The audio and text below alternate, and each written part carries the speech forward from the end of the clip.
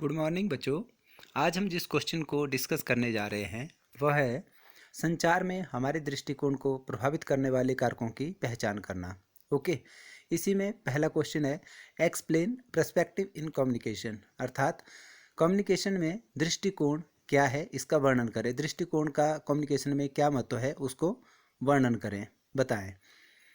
विचार या सोच के निश्चित तरीके हैं, अर्थात जब हम कोई विचार अपने दिमाग में लाते हैं या किसी चीज़ को सोचते हैं तो उसका एक निश्चित तरीका होता है। एक कभी कभी हमारे संचार को भी प्रभावित करता है। जब हम किसी के बारे में कोई सोच रखते हैं या हम कोई विचार लाते हैं तो उसी के अनुसार हम क्या करते हैं, एक दूसरे के साथ कम्युनिकेट भी करते हैं।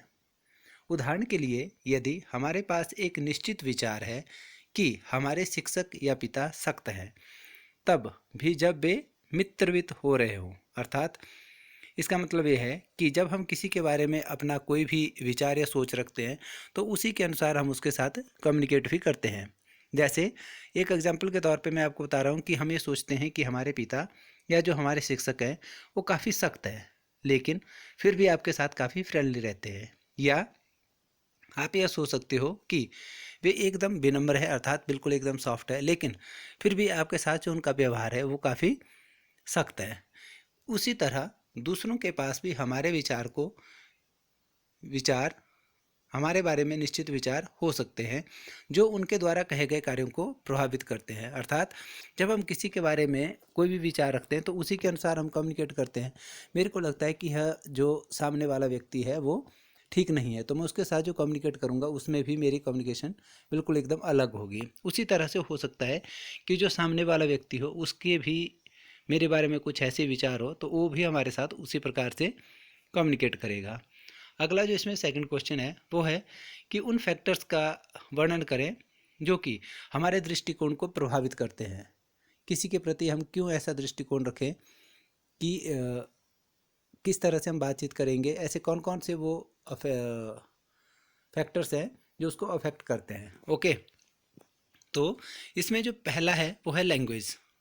ओके, किसी को बताते समय अगर हम गलत शब्दों, अपरिचित भाषा या विवरण की कमी के उपयोग के रूप में, भाषा भी एक अवरोध के रूप में कार्य कर सकती है। अर्थात लैंग्वेज किस प्रकार से होती है जब हम किसी के बारे में बातचीत करने लगते हैं, किसी टॉपिक के ऊपर बातचीत कर रहे हैं और उसको बताते समय जब हम गलत शब्द का मतलब है कि वो शब्द वहाँ पे फिट ही नहीं होता था, या आपने क्या करा कि अपरिचित भाषा, जैसे अपरिचित भाषा हो गई कि मेरे को इंग्लिश नहीं आती है और मैं आपके साथ कम्युनिकेट करने लग जाता हूँ वो भी इंग्लिश भाषा में, तब भी गलत हो गया।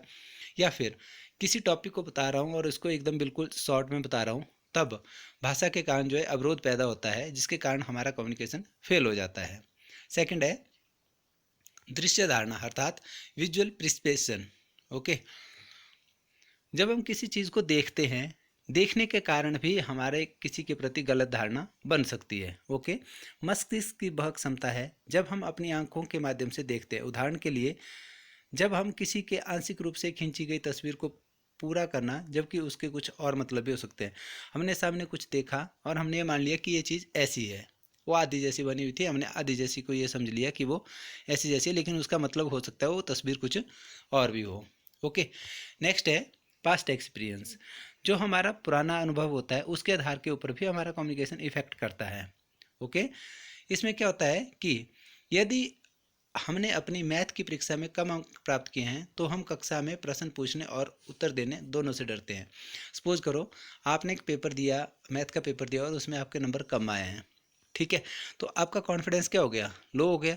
अगर आप क्लास में जाओगे तो हो सकता है कि आप क्वेश्चन और उसका आंसर देना ही बंद कर दें, क्योंकि आपको यह लगता है कि आपने जो नंबर कम आए उसकी वजह से आपका कॉन्फिडेंस कम हो गया है और जिसकी वजह से आप क्वेश्चन पूछना ही बंद कर दोगे।